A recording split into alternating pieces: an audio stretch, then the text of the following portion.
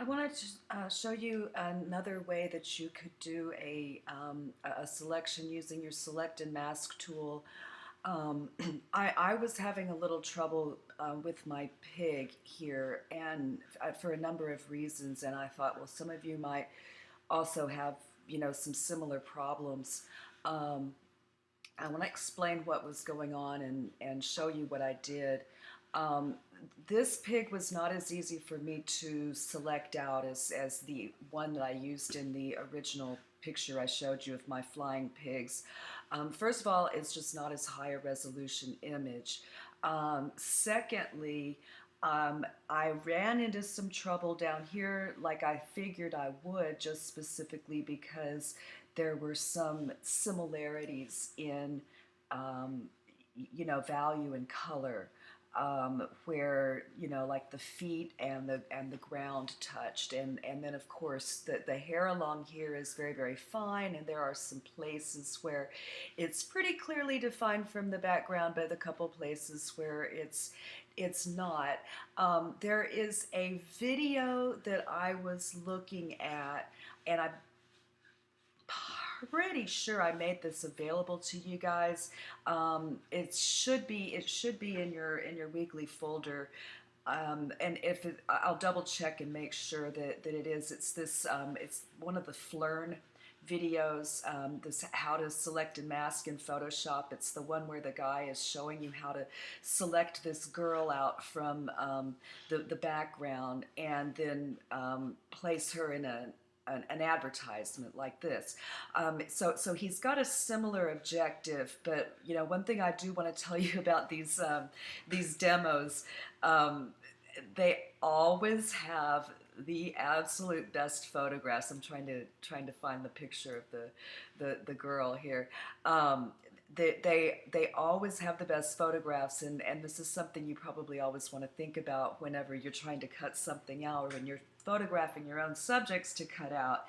Um, the plainer and more simple the background is, and the more it contrasts with your subject, the better off you're going to be. There's some hair here, and it's going to just come out like easy, easy, easy.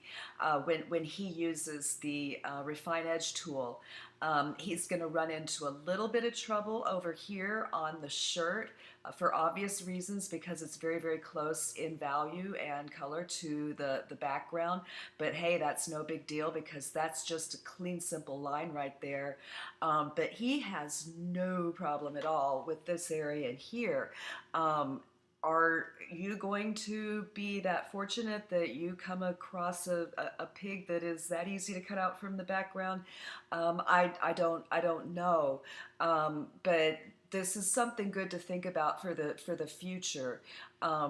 It really, really pays to place your subject in front of as plain a background, as contrasty a background as possible. But he has a slightly different approach to using this tool, where he's using a fill layer. And of course, the reason he's doing that is because he's creating a graphic in Photoshop. I'm trying to get to he's eventually going to place her into a plain filled background anyway. Okay, so I thought, instead of cutting out the pig against a plain white background and then moving it over into the other picture, I thought, well, maybe this would be better if I just moved this whole picture over into my sky image and used an onion skin technique like what he did, to select the pig out from the background, so that I could better be able to see what I was doing, and I'd know exactly what it was going to look like against the sky without guessing. And so I'm going to demonstrate that for you. Let's see, hopefully quickly. There we go. Okay, so now you can see that I have my pig in my against my sky. It's nice and big. Okay, I'm going to use my quick select tool, and quickly select him. And it's super, super easy with the exception of a few small areas. This quick select tool is new to the Creative Cloud, and I am actually still getting used to it myself. I love it, but um, I haven't fully mastered it yet myself, and so it's still kind of something that I'm struggling to, become an expert with. Um, and so figuring this out for you guys has helped me a lot. And it's definitely, definitely better than options that I had in the past. But there's always ways to do this. Yeah, see, I can't concentrate and talk at the same time. See, where I'm having trouble right in here is, I can barely tell what part of this is his leg and what part of this is the ground. So how can I expect Photoshop to know? But when I'm in there in the select and mask mode, I can figure that out. I'll be zoomed in, and I'll have it up against that sky background, and I can go in real close and I can make those decisions then and there. Okay, so I want to be kind of as even as I can along his backside. This is an area where I had particular trouble because we do have this kind of gray transition area here where it's solid pig right up to here. You see, like that's where his back is, okay? And then there's all this hair and bristle and fur that sticks up. And so there's this area where the hair is sticking up and you can kind of see the background through it. But it's kind of transparent, right? And then just outside of that, this area that's not inside the marching ants, these guys right out here, you see just a few bristles sticking up. So there's a couple of different areas that I have to deal with, and I really did have to get in there and kind of fight with this a little bit. And so I wanted to share that with you, what I finally kind of hit on. Okay, so anyway, that's about the best I'm going to do with my selected mask. With my quick selection tool. Let's go into selected mask. Click. Okay, and what he did in the video and what I'm going to do this time, which I think is a good call, is go into the onion skin mode. And you can see there's a couple little areas that I didn't notice. Whoops. A couple little areas that I didn't notice that I had picked up that I couldn't see. I want to go ahead and, like he did, I'm going to take, after I get rid of these little kind of areas out here, I'm going to go ahead and take the transparency down a little bit so that I can see the background and the pig, the edges of the pig at the same time. But the first thing, let me go ahead and paint over these little areas here, and that's just with the cleanup tool. I've got my minus sign. Okay, and please bear with my computer. This quick mask, the selected mask tool is a huge memory hog, and this is another reason I've kind of struggled with it. There's a big lag time on my computer. I am really talking myself into getting a new computer, aren't I? Okay. What I also wanted to point out, something that I was not doing before, and I'm going to do that now. Whenever I'm using this tool here, the cleanup tool, I think it would be in your best interest to open up the options box on this, and you have a hardness slider right here, and what that does is it shows you whether you're going to have a hard edged line like that. Can you see how there's no, that's 100% hardness on the edge right there. So you can see it just abruptly changes from, one area to the other, okay? And then if I take the hardness down, and usually I either use it at 100% or 0%. Now look at the difference. Okay, so you can see now it looks kind of more like a can of spray paint, right? When you're working with a photographic subject, I think it's better to take the hardness down, at least 50%. I usually just kind of take it all the way down. And so, just like he does in the video, the best way to clean up these little weird areas, I'm going to do these before I mess with the hair. Okay. And there's a couple of other things he did in this video that I wanted to show you as well. Let me see if I have some other programs I can force quit out of. Is there anything else I'm running? Not really. I guess I can close out my mail and preview. It's something you might want to think about doing if Photoshop is slowing you down. It's a memory hog no matter what. So I have found you don't ever want to run Photoshop and PowerPoint at the same time.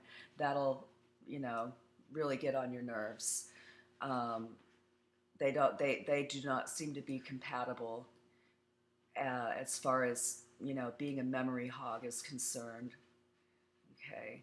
But and again, I'm probably not going to do the best job I could in here just for time's sake, but I wanted to do a little bit better job than what I did in that first demo, just so I'd have a nicer picture for you guys. Because I figure, why should I do a sloppy one and then ask you guys to do tidy work, right? So if this bores you, you may fast forward. Okay, but in cleaning up these lines, because I'm using a brush that has a softer edge, I'm using a small brush so that I can have control, so I can go in here and, get into these little tight areas and, make these little corrections. I don't have a lot of fur along here that I'm going to worry about. It's not really important, what's happening in here. I'm not going to be attracting the eye towards the pig's feet anyway. So I'm just going to go ahead and if I take off too much of his toe, no biggie. I can just put it back on there again. Let me bring the opacity down just a tad. Okay, and the nice thing about the onion skin also is that you can, if you paint over something that you need, you'll know. Like, oh, okay, well, that part's pig and that part's ground. Okay, no guesswork if you take the transparency down a little bit. So I like that too. And this, I think, is a much better way of doing it than, like, say, using the lasso tool, which is irregular at best. I have some matting along. I've got some fringe along here, but I'm going to show you later how to take care of that. Hello, this is taking a dreadfully long time. Am I using the wrong tool? No, I'm not. Goodness. Maybe I need to start one of those fund me things online. Buy Professor Leverage a new Mac. This poor teacher who works at home and her computer is so slow. Don't you feel sorry for me? And everybody give me money to buy a new Macintosh. I'm just kidding.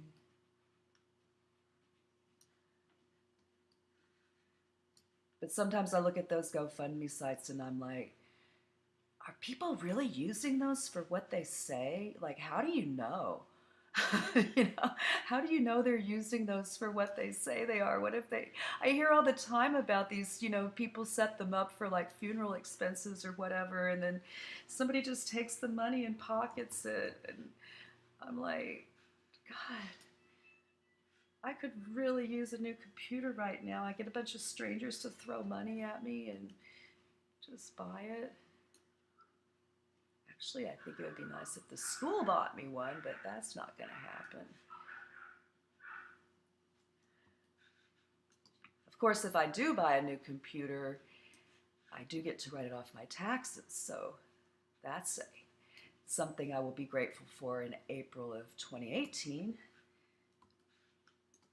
And if I were to get a tax refund in April of 2017, I could use it towards a new computer, but I'm almost positive that's not going to happen, which is why I haven't done my taxes yet. People who do their taxes early are the ones who have refunds coming. People who do their taxes late are the ones who either are hoping to break even or fearful that they'll have to pay. You know? I'm sorry I'm rambling, guys. But gotta have something to do while I wait for my computer to react. I'm so worried that it's going to crash on me and I'm going to start this video over. Okay, see, that doesn't look too bad, right? Okay, I've got a little matting in here, but the thing that's making this look better than it did in my other video is that I'm using a soft brush, and there's another thing I want to point out that I was doing that I didn't fully understand until I rewatched that Flern video.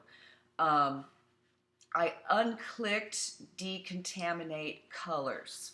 Okay, I didn't really realize that that was one of the reasons that it was causing a bunch of the weird pixel ghosts that were showing up on there. And so the guy explained that, like, if your subject is in front of a green screen or something, and a green screen, by the way, is a green screen, and you know, let's say like that's what the weatherman would stand in front of so that they can you know, project his image in front of a weather map. And the reason being that he contrasts so much with that green screen that it's very easy to pop him out and superimpose him over the weather map, right? Well, what can happen though is that weather map could create a little bit of a greenish cast to his skin, and that's why you would want to decontaminate colors. But this pig is just standing in front of ground that's the same color as he is, so you know, we don't really have any reason to use decontaminate colors, and that was one of the things that was making it look weird. Okay, so I think I got it pretty good here. Okay, I'm going to zoom out so that I can get the rest of it.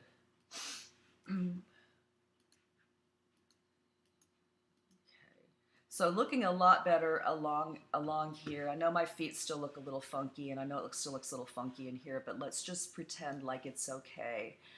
And then I'm just gonna, yikes, that didn't really work very well for it, did it? Okay. Let me just do like a little bit at a time. I'm gonna take my transparency down just a little bit more, because I think another problem I was having is I was just guessing. You know, I didn't, against the excuse me, against the white or the black background, I didn't really know what I was getting. You know, I was just trying to guess. Like I was having to guess, like, where does the pig end and the hair begin? You know, and so this onion skin, which is also kind of a extra new, because this was in a newer version of the Creative Cloud even, it is a nice little addition. Okay, so I'm getting a little bit of, you know, white background here that I'm going to have to take care of, but I think I can get that with the matting and defringe on the layers menu. Let me take the transparency all the way up and see. You know, it could still look a little bit better along here. Let's see what happens. Okay, we're gonna say that looks all right. That's a little bit of an improvement right there. I got some white background showing through right there that I'm going to have to fix. But I'm probably going to say I'm more or less okay with it, just for now, knowing that if I was doing this for a client or something, I would be putting a lot more time into it. And I'll go ahead and try to run the defringe on it real quick. Let me clean up along here just a little more, see if I can get rid of this white halo along the side here. Am I making it better or worse when I do that? I can also try Smart Radius. That makes it worse. Okay. And I can move the radius slider around and that, see if that helps. That makes it worse if I go that way. Makes it worse if I go that way. So let's just come back. It was good at about 10. Yeah.